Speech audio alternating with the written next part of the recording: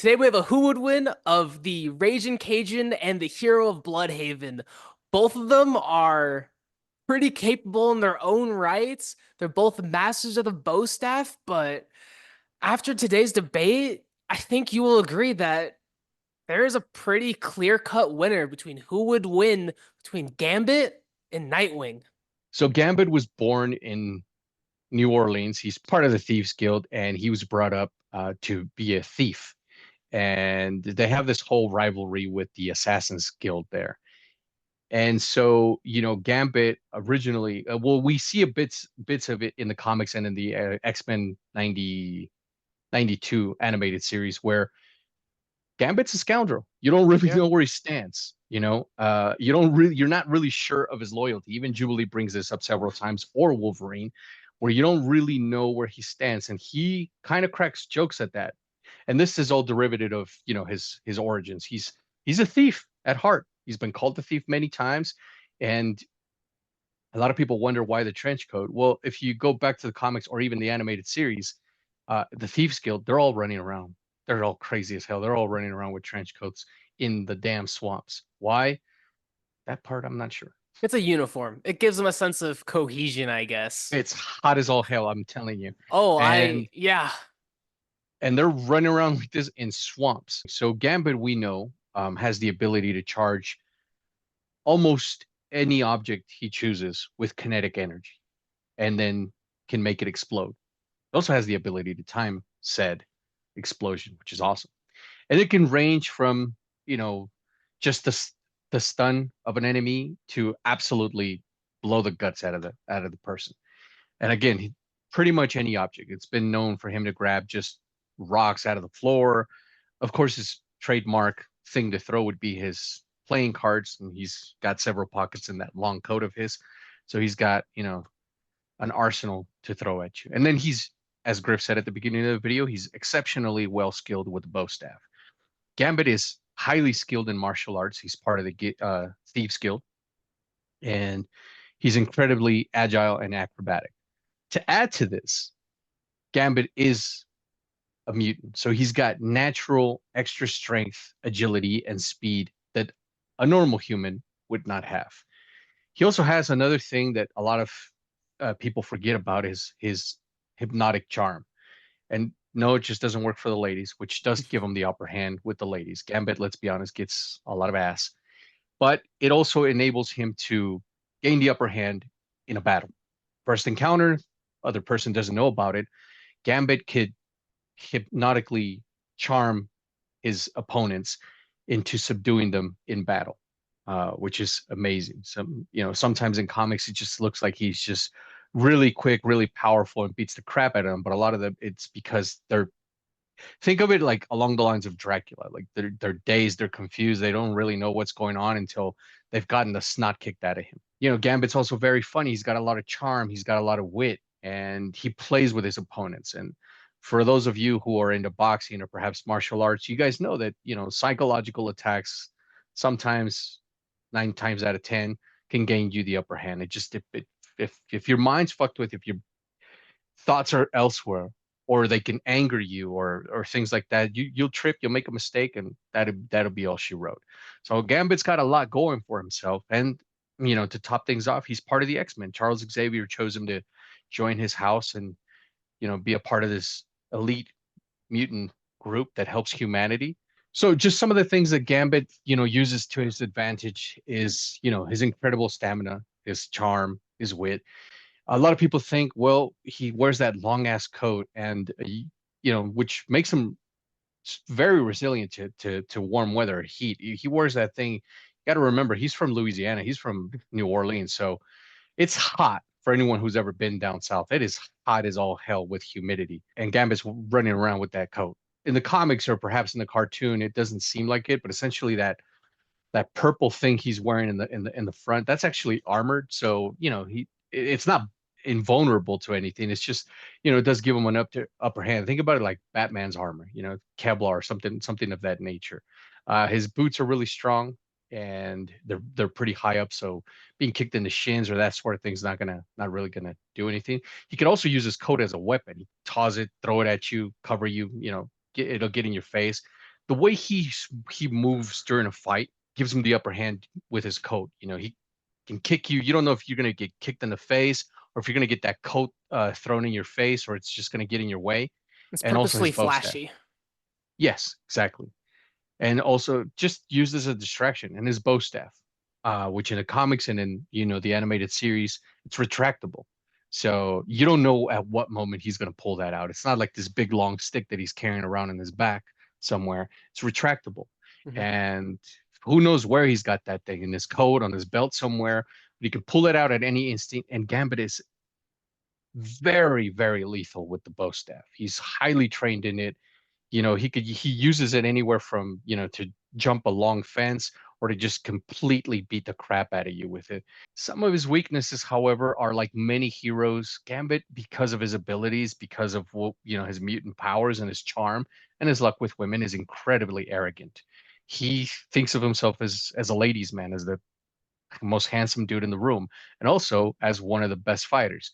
He's gone up against some of the biggest Marvel heroes. He's gone up against Captain America, Daredevil, Wolverine.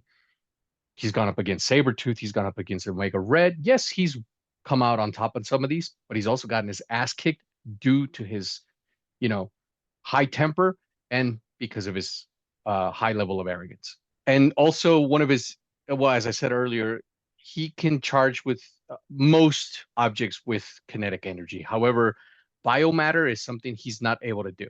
Moving on to Nightwing, Dick Grayson, the first Robin, however you want to call him. He was the youngest member of the Flying Graysons, which is an acrobat troupe, part of the circus.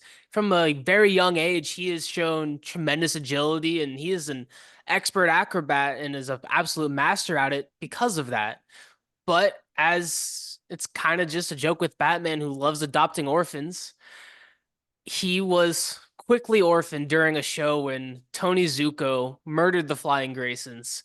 And he was able to get away and was then adopted by Bruce Wayne, who saw just a little bit of himself. I mean, as you know about Batman, his parents were murdered in front of him. He felt the same with Dick Grayson, was trying to help put him on a better path so he doesn't end up like Batman. And then from that moment, Dick Grayson and Batman were pretty inseparable until Dick Grayson started to grow up and started to realize there may be a better way to do things than how Batman does it. And they started to disagree about how to handle things, but with morals. And Robin became Nightwing, became his own hero. And Gotham didn't need two heroes. It was too big for the both of them. The Nightwing moved to Bloodhaven, where he is the one and only hero of Bloodhaven. Throughout his career, he has led the Teen Titans. In the cartoons, he's led the Young Justice and the Outsiders. He is a natural leader, and a lot of that has to do with how he was raised by Batman. Batman's also a natural leader, and he instilled a lot of that into Nightwing.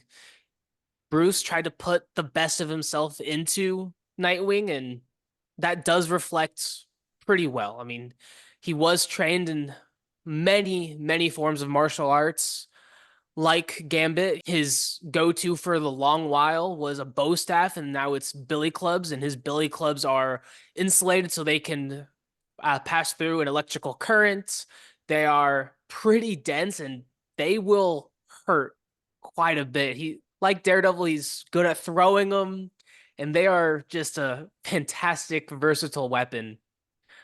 But other than that, he doesn't really have any other abilities. He's not a meta human who have any extra abilities. He's just natural born leader, and he's intelligent. He is very battle worn, and because of that, he has pretty good instincts. And then for his weaknesses, they're pretty brief. He's human.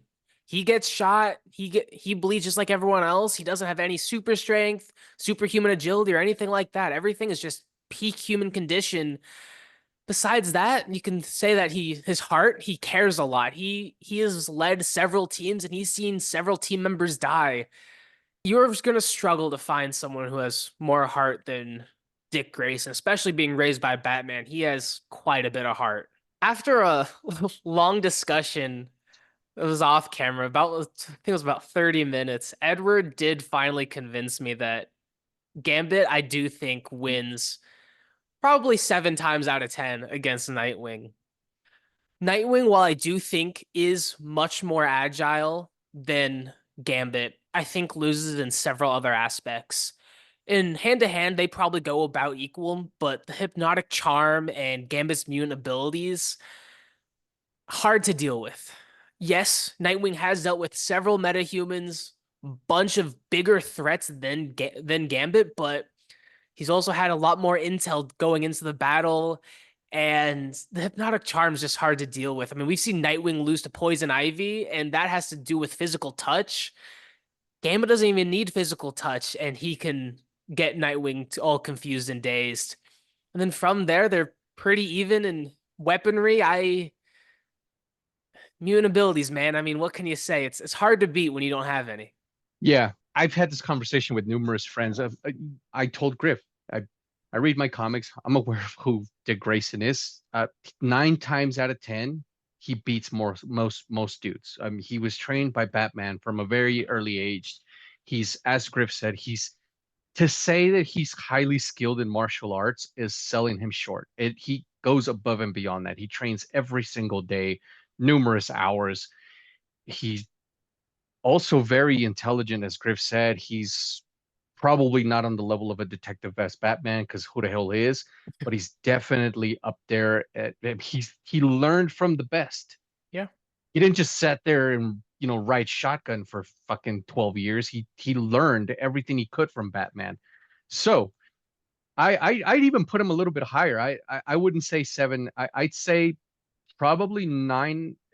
8 out of 10. I think maybe he could get the upper hand.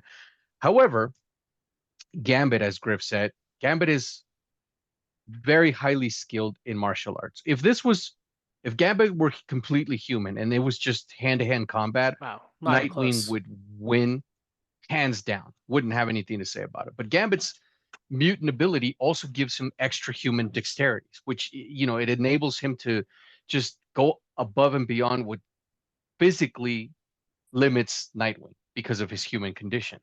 Uh, he, Nightwing's going to tire in a fight long before Gambit does. Gambit has also been known in comics to kinetically use his energy to heal certain wounds, not all wounds. He gets shot in the head, let's be honest, he's dead. But he can heal certain wounds, like a cut or something like that, which Nightwing's going to have to stitch that shit up. And Gambit, again, he's got his playing cards. If he gets a hold of one of Dick Grayson's, billy clubs, he's going to charge that and throw it back at him, and that's going to suck. And the hypnotic charm, which, yes, admittedly, so only works if you're not aware of it. Let's let's say this is their first encounter. Dick Grayson has no reason, Nightwing has no reason to know this. Gambit is just going to look into his eyes, and that's going to determine pretty much the outcome of that fight. Again, he's highly skilled with the bow staff.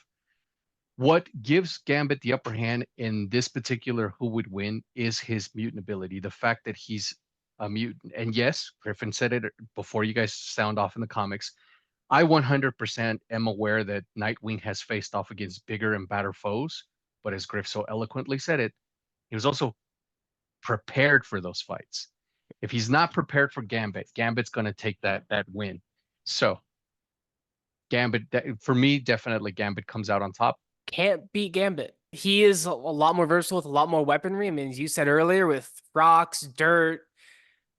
Once Nightwing loses those billy clubs, he's going to be hand to hand, and he's going to be at a severe disadvantage. Not to mention just a severe range disadvantage, which is especially in this sort of fight, that's huge because Gambit doesn't have to play the hand to hand fight. He can just stay back and just make Nightwing keep coming to him, and he just keeps hopping away, and Nightwing loses his endurance, and he just keeps getting peppered with cards over and over and over again. Gambit's not going to get through the full deck before this fight's over. Sorry, it's just not going And to if he happen. did, he's got several decks in that coat. So, Yeah. it's a matter of time and consistency. But with this fight, Nightwing would best try to win it fast because Gambit's not going to tire. Nightwing will. Gambit's just because of his mutant ability, the nature of him. It's just not going to be easy for Nightwing. Maybe if he studied him, maybe if he ran back and did some, research on him, definitely. But it's just that hypnotic charm is really hard to get over. Yeah. Doesn't work on everyone. It doesn't, but Even if it, it doesn't work on Nightwing, he's still losing. yeah, he's still gonna lose because of that power. And again, Gambit, this surprises me still. A lot of people don't know about his hypnotic charm, and a lot of people also don't know that I've heard the argument, well, he ran such shit to throw. He can blast out his kinetic energy. He's been shown to do that in the comics. And for one very quick instinct in the training room, in a danger room exercise in X-Men 92, Gambit, if he never chooses to do this almost, but if he chooses to, he can shoot that at you or at something near you and then make that object explode. So just because he runs out of shit to throw at you, that would be a deadly mistake to make. Oh, he doesn't have any more cards. I'm going to charge at him. That's your ass. Definitively, Gambit beats Nightwing almost every time. If you disagree, let us know in the comments. And if you enjoyed this video, check out our Who Would Win of Goku versus Superman, where it's very similar, but this one is a bit closer.